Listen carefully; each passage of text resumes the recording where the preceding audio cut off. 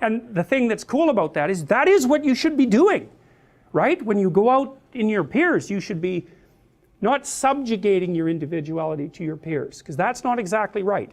That's kind of based on an inhibition model. You know, you've got aggression, you've got bad habits, they have to be inhibited. You learn that by interacting with your peers. It's not the right model.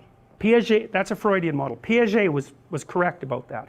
He basically pointed out that what should happen is, let's say with your aggression, and hopefully you have some, is that it gets socialized. And so you learn how to play games, but you don't drop your drive to win. You integrate that in the games. And so you try to win, you try to play hard, but if you're defeated or you hit something negative, you don't respond negatively, and you can keep that all bounded within being a good player, a fair player.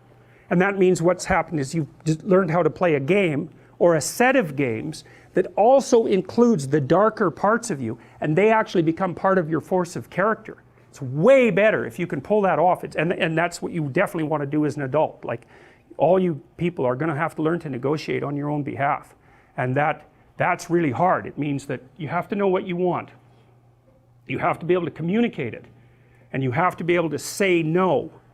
And to say no, you have to be built on a solid foundation. You have to have options.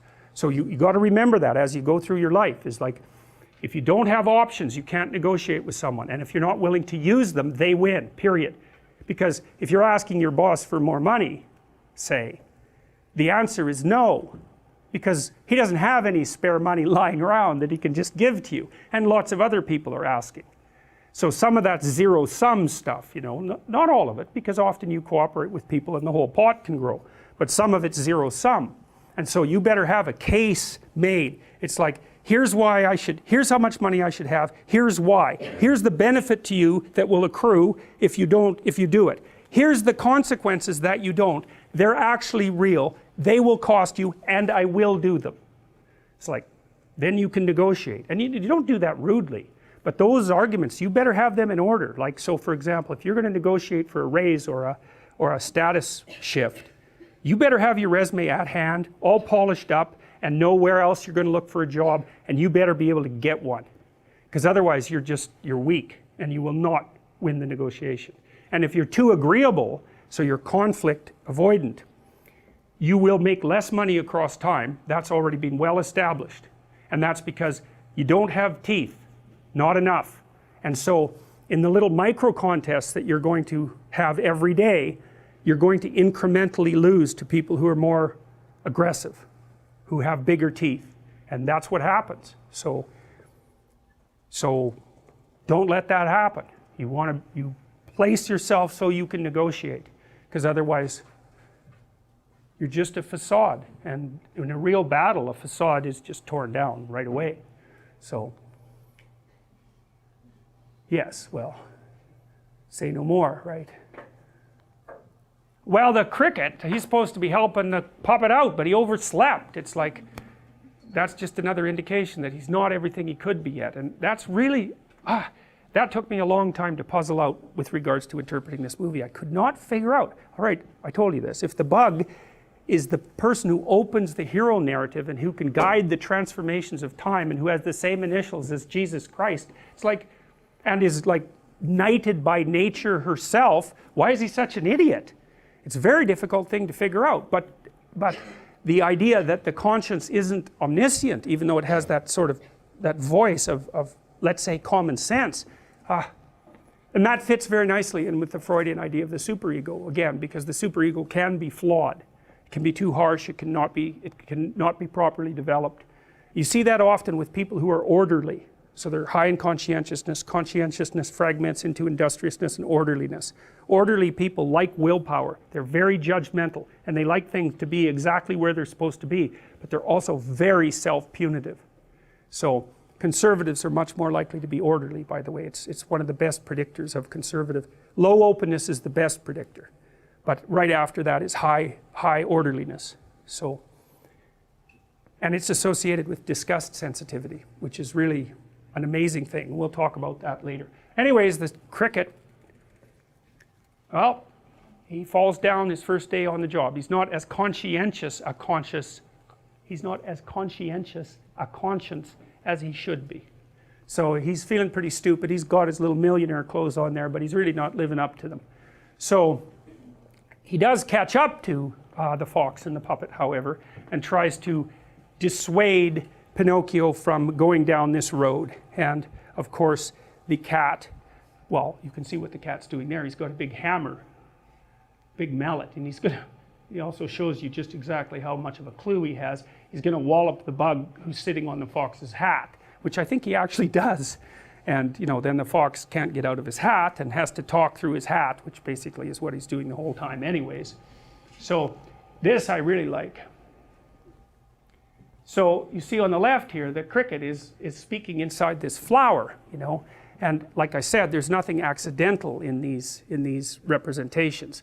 So these are artists who are coming up with these compositions, and their fantasy has a structure. And so the cricket is speaking out of this flower that has, well, you could think about it as, it has a sexualized element. So you could think about that as a phallic part of it, and that part of the feminine part of it. Well, they are flowers after all. They are the sex organs of plants.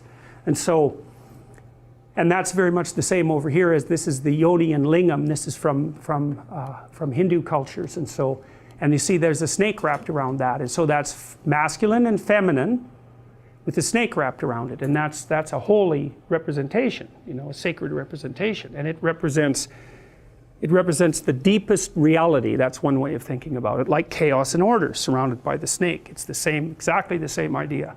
And so the cricket speaks out of that. Well, we already know that because the cricket is the conscience, and he's been awakened in part by Geppetto and the good father, and awakened in part by the good fairy and nature. And so he speaks with those voices, and he's also a manifestation of the underlying chaos itself, because nature and culture spring out of chaos. I already showed you that schematic representation. Okay, so I'll just end this scene, and then we'll have like a 15-minute break, okay? So anyways, the cricket tries to make a case for why Pinocchio shouldn't go off to be a celebrity, but it's a hard case to make, because the fox is very manipulative and Pinocchio is naive, and it sounds like a good offer. And also the fox is actually quite forceful. He basically takes him by the hand. So the temptation is, and this is something else I like about the movie, you can't just say, well, the puppet gets what he deserves, because he's little and naive, and what he's facing is really malevolent, truly malevolent, and physically overpowering. And so the movie does a nice job of not minimizing the threat that's posed by this particular temptation, and that's part of what makes it art. Okay, good. So we'll stop there. We'll have a break for 15 minutes, and then we'll start with the stage. So, all right. So here we are at the big event, and Pinocchio's off to be a celebrity. And the cricket is watching. And Pinocchio basically, well, he's got some natural talent, because he's a puppet and he doesn't have strings, and he goes on stage and with strings, and then he drops his strings, and the whole crowd is amazed. And the crowd should be amazed when that happens, right? You can imagine when a kid goes to school and shows some independence, that's actually people are going to notice that. His peers are going to notice that, the teachers are going to notice that. Maybe it's too much independence even, right? But it's still it is a remarkable thing too. Like, it's so interesting, you can see marked signs of independence in children, well, right from the time they're born, basically, because what's one of the things that's really funny about infants is that, when they're crying, you always think, oh, the baby's, well, you're crying, the baby's sad. It's like, no, a lot of the time that baby is angry. And the way that we know that is because you could do facial expression coding on infants, just like on adults, and you can tell what emotion they're expressing. And very frequently, like when the kid starts to recognize his mom explicitly, because he or she knows the smell right away, pretty much in the sound of the voice, but visually, if someone who comes in and it isn't who the baby wants, so generally it isn't mom, the baby will start to cry. But it's not because the baby's sad, generally, it's because it's angry that mom didn't show up.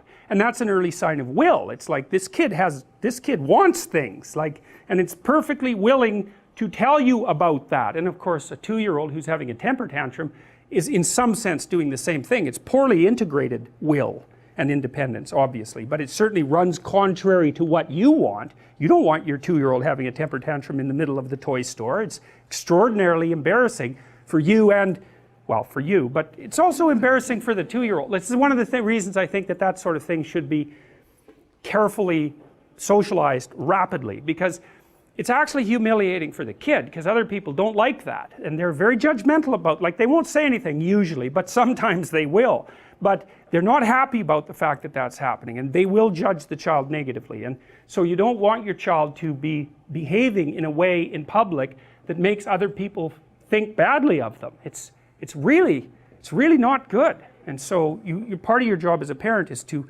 not expose your child to that sort of experience, especially not repeatedly. It's really hard on them. Or they get narcissistic, which is also really hard on them. It's just, it takes a lot longer to manifest itself.